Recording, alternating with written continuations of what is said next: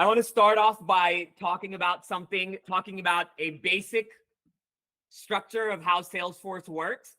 A lot of y'all might already know this, but I want to talk about it so that everybody's on the same page. I do have a comically large water bottle that I drink out of, exactly to stay hydrated. So excuse me.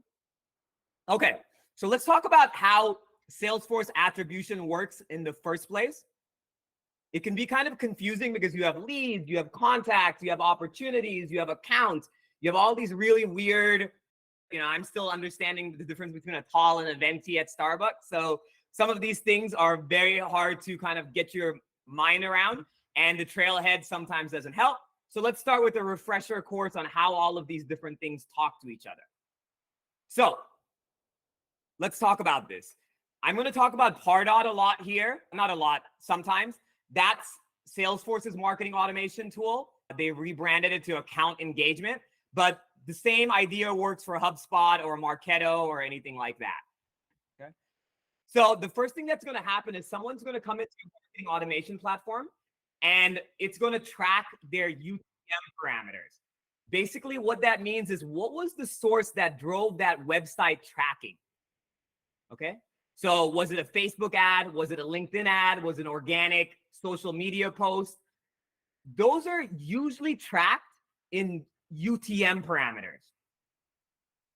For today's conversation, we're not going to go deep into the UTM parameter conversation. That's a whole nother core area of proficiency. I would love to talk about that too. Maybe if we have some time in the after the end today. But first touch traffic source, that's usually tracked on the UTM parameter field in Pardot and or in Salesforce, okay? And I'll show you a quick cursory on how that looks on the Pardot side, just so you know. Let me go to an example here. So this right here is the Google Analytics section in Pardot. Something to keep in mind is that this by default is first touch attribution. What does that mean, Milton? Great question, Brian. I'm just calling out names. So what that means is, imagine if you run a Google ad and then somebody clicks on that Google ad, they come to your website or a Pardot landing page. They get immediately cookied, even if they don't fill out a form or anything. Okay? So they see a Google ad, they immediately get cookied. Now, a year later, they see a Facebook ad, they click on it, and they fill out that form now, that request a demo form, that request a quote form, etc. The attribution on here is going to be from what they clicked on a year ago, because that was the first time they ever interacted with a cookie, with your website, with your brand. Now, a lot of times what's going to happen is this is going to be blank. There's a couple of reasons that can be blank. One, you're not adding UTM parameters correctly. Two, your cookie tracking is in place properly. Three, there's a bunch of reasons, but three is I want you to think about. A lot of times that is accurate.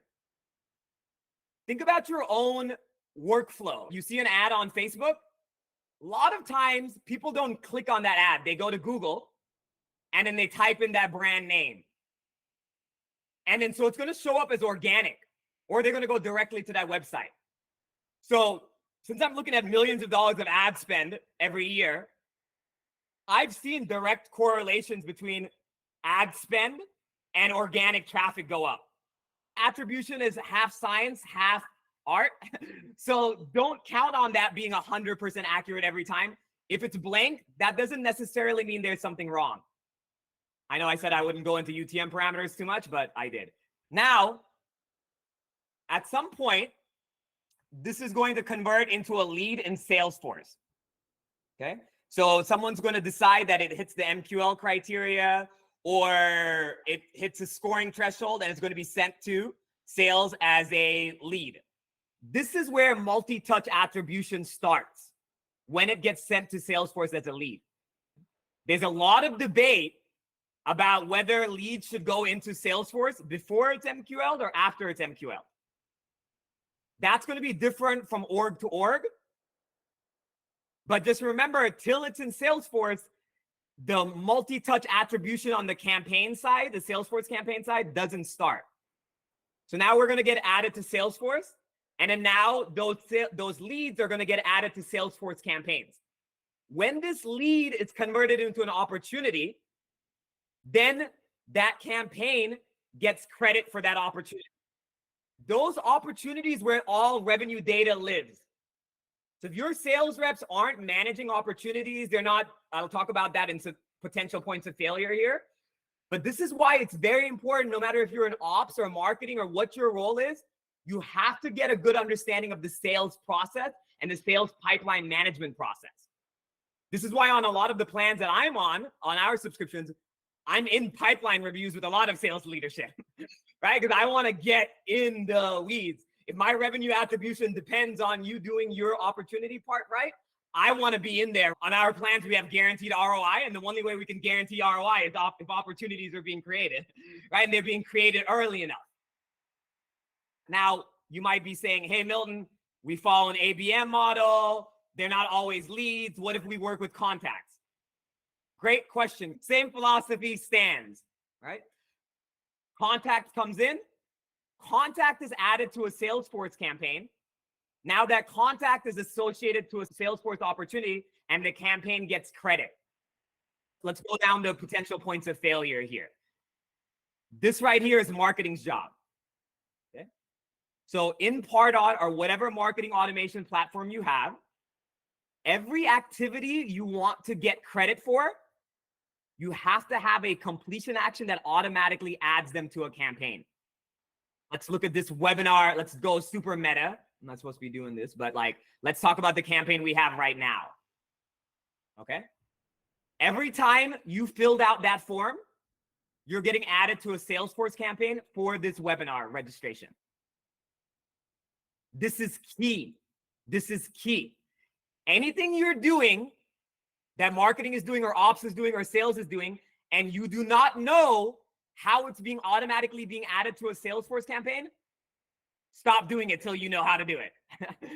I'm not in the business of doing work without getting credit, right? So make sure that every activity you're doing, you are tracking how you're getting an attribution. So one of the first things I do on every new account that gets assigned to us is I do a little bit of a worksheet where I go in, put together in Excel. I say, what are all the activities you're doing and how are we going to automatically add them to campaigns? If you don't know that, then you need to start thinking about that. So I mean everything.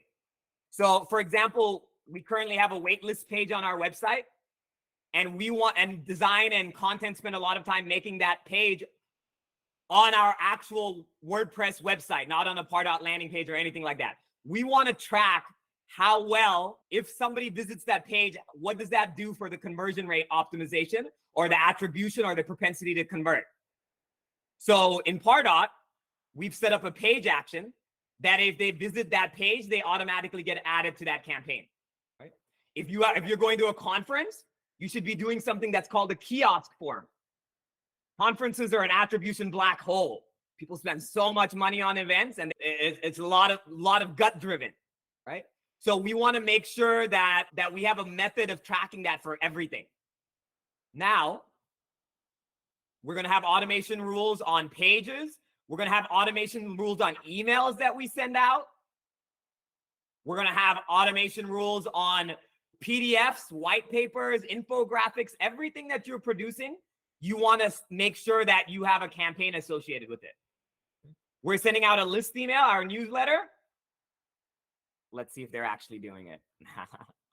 Boom. We have a completion action adding them to a Salesforce campaign every time they click on it. Cool. This is marketing's responsibility. This should be automated. Don't depend on anyone adding campaign members or anybody to campaigns manually. So that's the first thing. Second thing is not converting leads. By default, most marketing automation systems, especially Pardot and account engagement, anytime somebody fills out the form, if that email address does not exist in Salesforce, it automatically creates a lead record. A lot of times what sales reps do accidentally is that they will get that lead and they'll create a new contact for some reason. Well, I know why for some reason, because they're using their count object, right? All that attribution goodness, right? All those campaigns they're a part of are associated to the lead.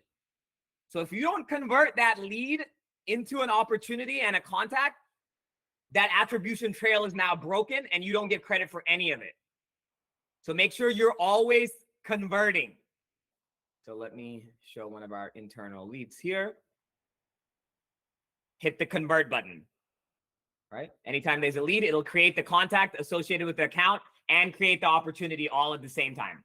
Native functionality, they made it really easy for a reason. That's another potential point of failure.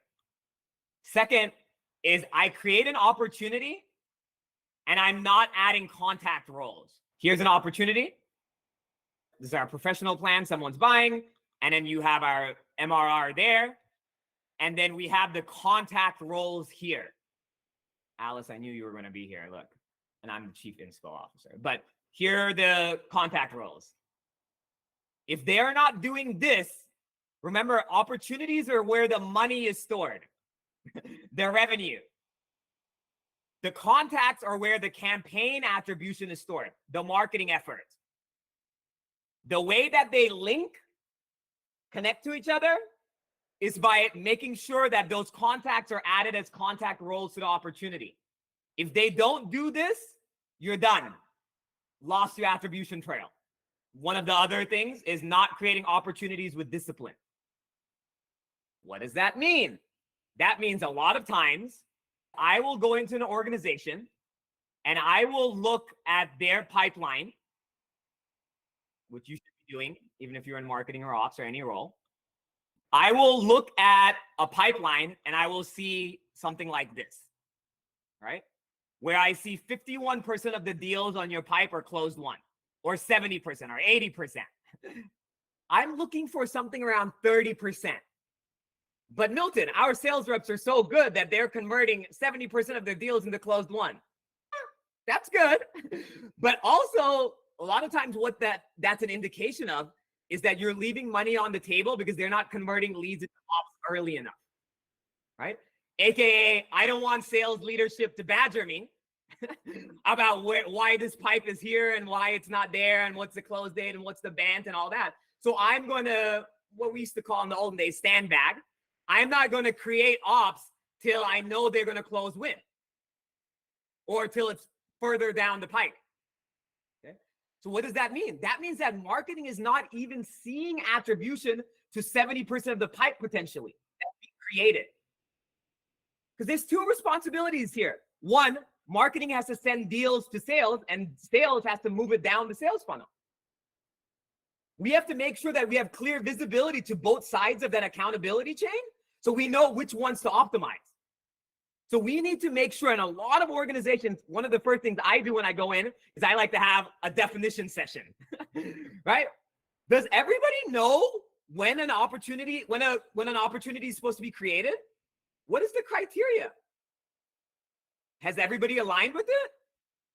Or is it, hey, some people do it when they have this, some people do it like this. You have to make sure that you're creating opportunities with discipline so that the data is actually statistically significant and you're not just throwing things against the wall. So if you don't have a one-pager somewhere that says, this is what an MQL is, this is what a lead is, this is what a SAL is, this is what an SQL is, this is what an opportunity is, this is what each stage of the opportunity, how they go from stage to stage, a definition sheet, before you do any fancy stuff, before you buy another tool, spend some time today and make a one-pager. Make sure every department head has signed that one-pager so we all know what that is. It's not sexy stuff. And if you want me to facilitate that conversation, please let me in. So that's the last thing right here on this slide, which is not creating opportunities with discipline. Now, how do we solve some of these potential points of failure? Discipline.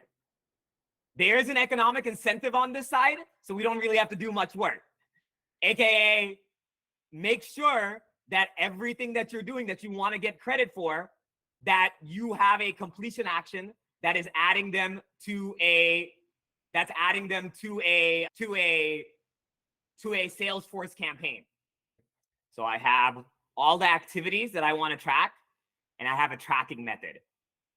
So if it's a case study, we're using custom redirects. There's going to be different tools for different jobs, but think through it and make sure everything is being added. Okay, so completion actions and marketing efforts.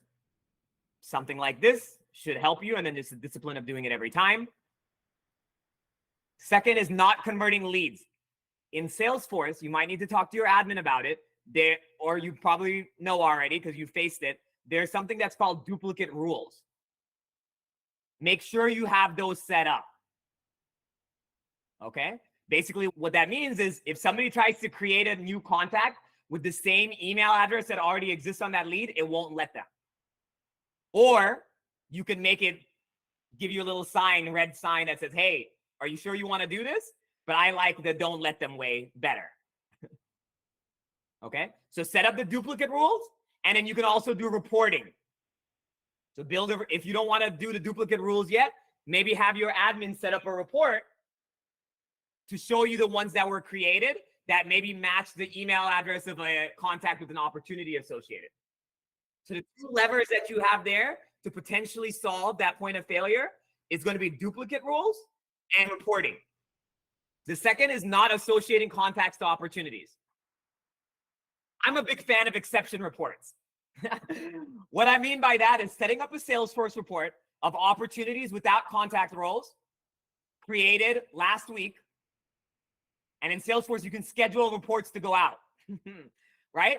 So group them by sales rep, schedule it to go out to different stakeholders Monday morning.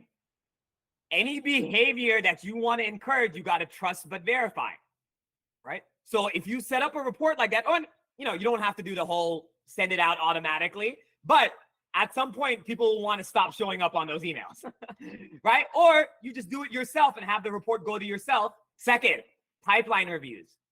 I am in marketing needs to get, and ops and everybody needs to get all in the business of pipeline reviews, right? AKA, if your sales leadership is doing pipeline reviews and you have a deal that's open that's $20,000, sometimes I wonder, when I used to run teams and I loved my pipeline reviews, the first question I would always ask is, hey, who are the stakeholders who you're going to be using to close this deal? How is there a $60,000 deal on the book or a $100,000 deal in LMV that has one person associated with it? You think you're going to close this deal with one person? Well, no, I actually have 3 other people that I've been talking to. Put them on the opportunity, right? There has to be this behavior that has to come from sales leadership too. So there has to be this part of pipeline reviews that they're using Salesforce in order to do that, right? Exception report, maybe you have a requirement. Maybe if it's over X amount of money, they have to have X amount of stakeholders associated with an opportunity. So this is that question that's coming up here. It was like, who should be added to the contact role, the contact who is in the sales process? I think sometimes it should also be people that you know that are going to be the signer. If you send out a contract and the signer is different from the person you have in the opportunity, me as a sales leader, yeah, maybe that person doesn't want you to directly talk to the ultimate decision maker. And I totally get that on a B2B extended sales cycle motion. They're not going to let you talk to the CMO or the CTO, but they should be added as a person that's influencing the opportunity. Right? And I'll show you why here in a second, because it offers so much insight to marketing now. Because now you've run drips and things, like you can provide air cover for your sales reps with that information. Third thing is automation. If you want to automate this, you can. I like to let human beings do it first and then maybe automate in the background and not show them, because I want them to build that muscle memory. I want them to be involved. But you could also automate this with the Salesforce flow, AKA there are invisible influencers on an account that sales might not even know about that are influencing the deal. Okay, so how we usually like to do this is if there is a person on an account or a lead with the same email domain and they're part of a campaign and that account is part of an open opportunity, and maybe the campaign member date is about 30 days or 60 days, you can create that attribution window. I want that person to be automatically associated with the opportunity. So the sales rep doesn't even have to do it. Sometimes what we'll do is we'll have a custom contact role, like it's called automatic addition or something like that, so that we can tell the difference between the ones that the sales reps added and the ones that were added through automation. That's another option for how to get through that potential point of failure. Last thing is more strategic, which is not creating opportunities with discipline. We have to have KPIs. We have to start measuring conversion rate into opportunities and pipeline goals, right? And marketing has to be involved with it. So there's downward pressure on that process too. Yes, Justin. Justin's saying the theme is we really need to be tying everything we can with opportunities. Yes. Feel free. Class dismissed. Go. No, okay. But yes, all revenues on opportunities. All revenues on opportunities. Okay. So make sure that you're using opportunities, and then making sure all these steps happen here. Everything else is minutia after that. If you can get this part done, everything else is nuanced. Okay, so we got to make sure we have KPIs on conversion rate and pipeline creation every month. Okay? We have to create some downward pressure, not just on closed winning opportunities, but opportunities created. We talked about pipeline reviews, making sure there's a unified definition there. And last option, which I really, really, really, really hate, because it creates a lot of technical debt and, you know, I don't know, this creates some bad behaviors, but I know a lot of y'all, even in here, already has this, is automating the op creation at a certain point. But I don't like that. We won't get into the defining of the ops of the different things, the KPIs, but we kind of touched on it a little bit, but I'll share this so y'all can go back and look at it.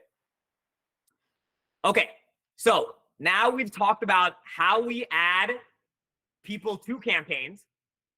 Then we talk about how do we add those campaigns to opportunities, right? Now let's talk about the different model types. If you are in Salesforce and you have Pardot, and if you don't, you can set this up manually, which is a little bit more complicated, but your admin can help you with that. I want you to go and I want you to do one thing today. In Salesforce, I want you to make sure that all these model types are active. Just go, chick, chick, chick, chick, chick. Turn them on, right? And I'll explain these different model types for a second here. So primary campaign source model is the old, they used to call it Salesforce model. Data-driven model is if you have Pardot Advanced or higher, you get the data-driven model. Yes. Any option that you have here, check it off, right? There's no downstream impact to having more options. What you set as the default, you know, we can have that conversation, but there's no problem turning it on. So yes, turn on data-driven model too, okay? Primary campaign source, I like the least, right? Primary campaign source is what were they a part of right before, or what was the first campaign they were a part of before they converted a lead into an opportunity? In the modern B2B or extended sales cycle model, or even ABM model, that is very silly.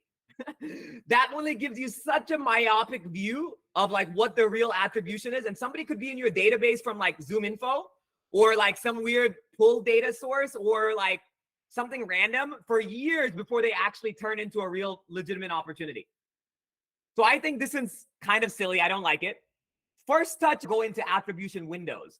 So basically the attribution window is usually, I think by default, 180 days. You can change that if you want. Right here, you can change the campaign influence time frame, right? So, and you usually want to maybe stay around your sales cycle. So if somebody is part of a campaign 180 days, right, before that person is added to a opportunity, in the first touch model, the first campaign they were associated with gets 100% of the credit, okay? First touch model is what was the first campaign within that 180-day time period that they were associated with, that gets 100% of the credit. Last touch is what was the last campaign they were part of before it closed one. That's going to get 100% of the credit. Even distribution is they were a part of 4 or 5 different campaigns, and each one gets even credit. Okay? So let me show you an example here. So here's my opportunity here for professional plan. It's worth $9,000, right? And there's 2 contact roles associated with it. So everybody's done amazing things, right? These contacts, if I go into it, they have campaigns associated with it. Imagine there's a thing here that says all the campaigns they were a part of. So they have campaigns associated with it. Because this contact is associated with this opportunity, now all the campaigns they are a part of now show up here as influence, and they're a part of a lot. They show up as influence on the, and this is not a good example because we're an internal user. They show up as influence here. This is actually a good example of making sure you don't have too many campaigns because now you have too much noise and you can't tell the signal, right?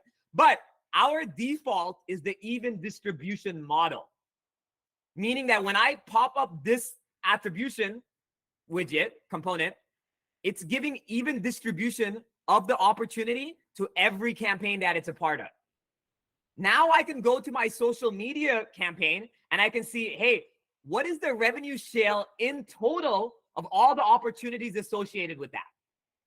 That's even distribution model. I like it a lot, especially with extended sales cycles. Okay. If you like the data-driven model is like AI, quote unquote, kind of thing, Einstein, quote unquote stuff. Basically what it does is it just black boxes and it just decides what it thinks should get more credit and less credit. And then you can build your own attribution models if you want. But I would say in general, I like starting with the even distribution and then figuring out the outliers and then reverse engineering from there. Now, someone's having a question here. Which model should I use? Well, this is the beautiful thing. You don't have to decide. You can use all of them, right? So there's a report that I want you to run. It's a default report once you turn those on. If you don't have access to it, ask your Salesforce admin. Campaigns with influenced opportunities, whatever these things are called, customizable campaign influence. This is the report you're looking for, and it's a standard report. When you go here and you create this report, it's going to show you all the opportunities and the campaigns they were a part of and the percentage breakdown. Now, you can go in here and you can select what model you want to see, right? So what I like to do is build a dashboard and then have different components on the dashboard. One says multi-touch, one says first touch, one says last touch. One says data-driven. Oh, geez, now I get end-to-end visibility and I can see what is driving what behavior. There are certain campaigns that are actually pushing top funnel, initial things. There's certain campaigns that are pushing bottom funnel to close win. And there's some that are just influencing to go from stage to stage. So you don't have to select which one you want to use. You can just use all of them. And everything I'm showing you is default out of the box.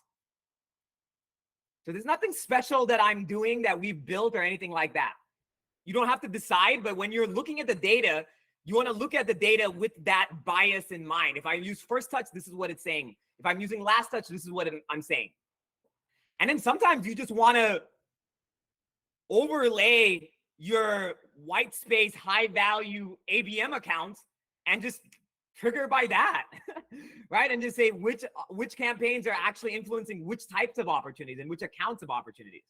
So I went over all the major components here, which is what is the relationship between all of these objects? What are sales responsibilities? What is marketing responsibilities? What are the things that could potentially fail? And then what are some reports and dashboards you can build? Okay, and the different attribution types. This zoomed by for me.